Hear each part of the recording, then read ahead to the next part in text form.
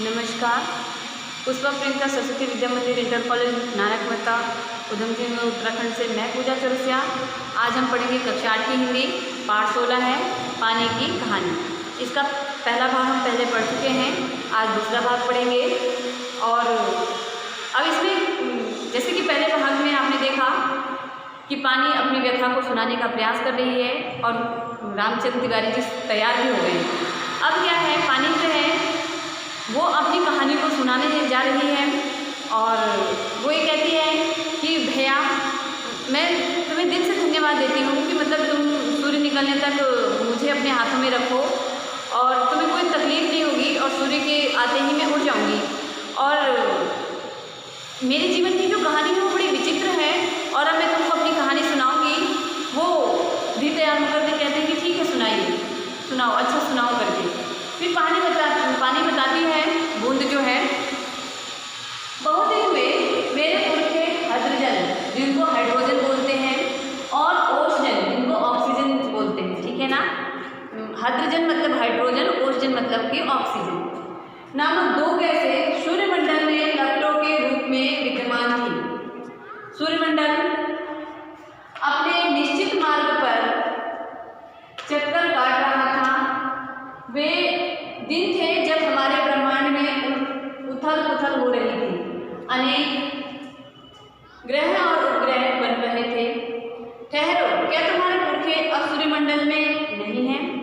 मतलब कि पानी जब अपनी कहानी बताती है तो कहती है कि बहुत दिन हुए जब हमारे पुरखे मतलब कि हमारे जो दादा परदादा जो जिनके हम वंशज हैं ना बच्चों, जो हमारी पुरानी पीढ़ी है, जब हमारे पुरखे हाइड्रोजन और ऑक्सीजन, हाइड्रोजन मतलब कि हाइड्रोजन, ऑक्सीजन मतलब कि ऑक्सीजन, सूर्यमंडल में दो आँख के गोले की तरह विद्यमान थे और ये आपस में क्या है, ब्रह्मांड में उथल पुथल कर रहे थे।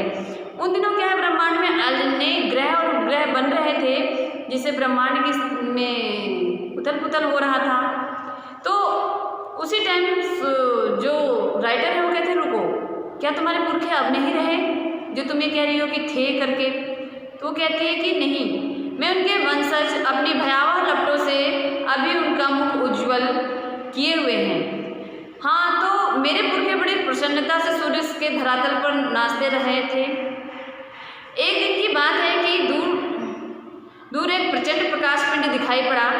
उनकी आंखें चौंधियाने लगी। यह पिंड बड़ी तेजी से सूर्य की ओर बढ़ रहा था।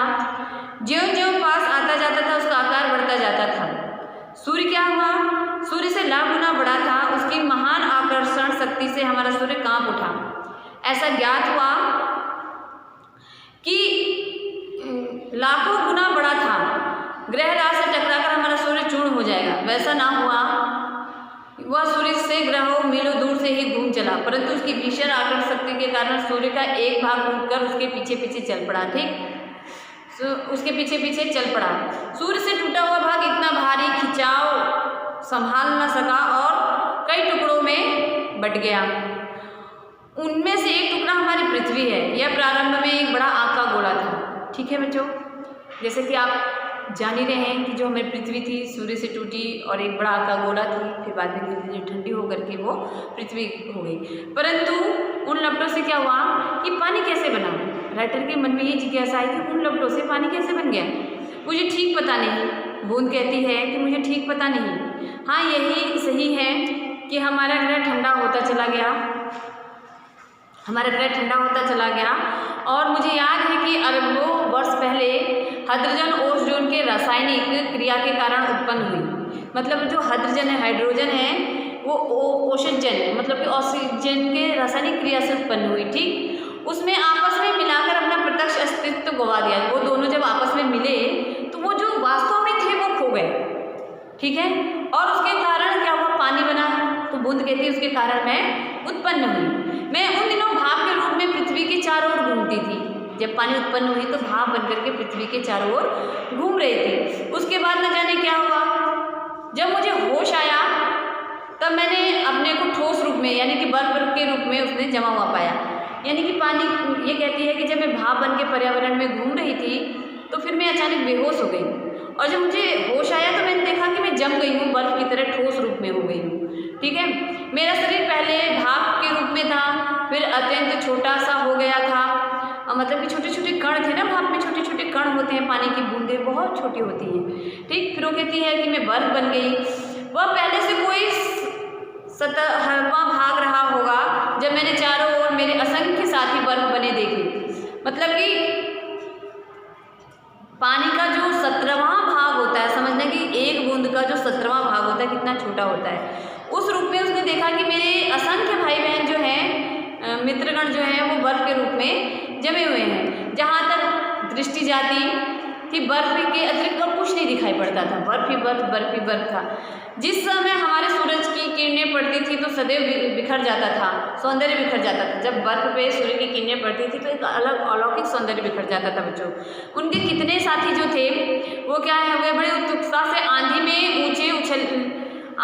ऊंचा उछलने कूदने लगने के लिए कमर कस के तैयार हो गए थे। आंधी आती, बर्फ में जो आंधी आती है, लेकिन बड़े आनंद का समय रहा होगा, बड़ा आनंद का, कितने दिनों तक, कई लाखों वर्षों तक।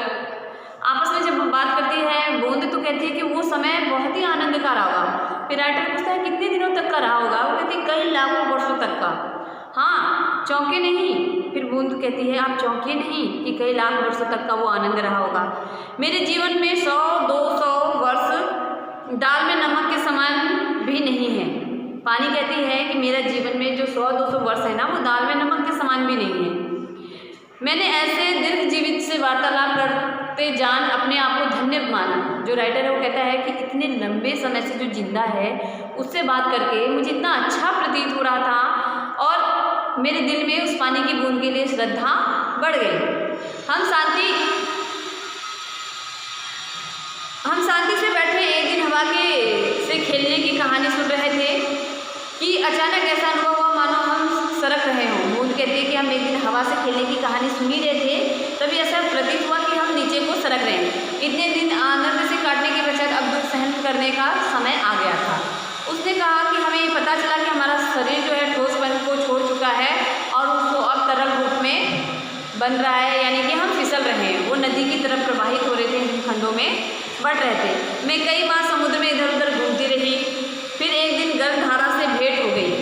धारा के जलते अस्तित्व को ठंडक पहुंचाने के लिए हम उसमें गर्मी सोखनी प्रारंभ की, यानी कि जो वो पानी में जब पानी की बूंद फिसली तक के लिए, उसके बाद भी समुद्र में बहुत दिनों तक हम इधर उधर तक फैले।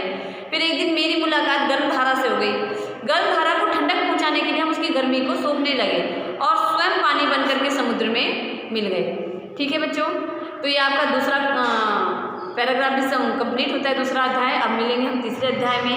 तब तक के लिए आप इसका रिवीजन करते रहें। धन्यवाद।